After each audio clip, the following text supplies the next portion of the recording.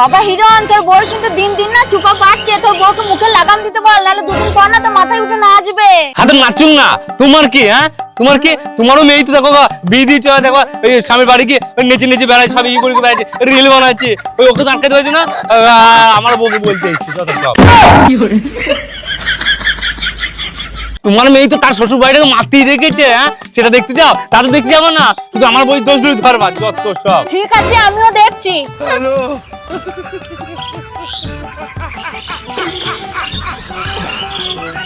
হ্যাঁ রে মা, তুই ভালো আছিস? হ্যাঁ হ্যাঁ। না রে মা, আমি আর ভালো নেই। ছেলের বিয়ে দিয়ে ভাবলাম সুখে থাকবো, তার আমার কপালে জুড়লো না। ছেলের বউ বেলা 12টার সময় ঘুম থেকে উঠছে। আরে মা, তুই কি করছিস? ঘুমাচ্ছিস? ও ঘুমা ঘুমা ঘুমা। আর তোর শাশুড়ি কি করছে? ও রান্না করছে। রান্না করুক রান্না করুক, রান্না হয়ে যাবে তারপরে তুই উঠবি, তার আগে উঠবি না। দাও ফোন দাও। হ্যালো, ডাক ছুটকি, তোকে আমি একটা কথা মানা করে দিচ্ছি, আমার বই নামে চুটকি তুই করবি না, ঠিক আছে? না হলে না তুই ওই জামাই বাবুকে তোকে এই বাড়িতে ঢুকতে দেবো না, বুঝলি তো? ফাটা পাঁচ নি মারবো।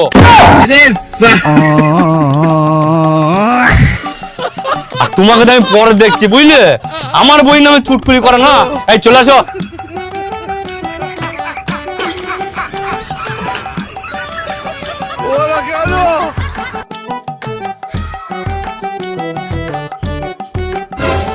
কি আমার বউ কাজ করছে, আর তুই আমি তো এখন সকালবেলাও কাজ করছিলে, আবার এখন বিকাল বেলাও কাজ করছে? বাড়ির লোক সব মুড়ি খেয়েছে না? মুরগি যে আমার বউ কাজ করে বাড়িতে কোথায় গেল? সব কোথায় গেল? কোথায় গেল? সব কোথায় গেল? তাই বাড়ির সবাই গেল কোথায়? আমি তো কাউকে এই যে আমার বউ কি সারাদিন কাজ করবি নাকি বাড়িতে? তোর বউ কাজ করবে না তো সারাদিন শুয়ে থাকবে নাকি?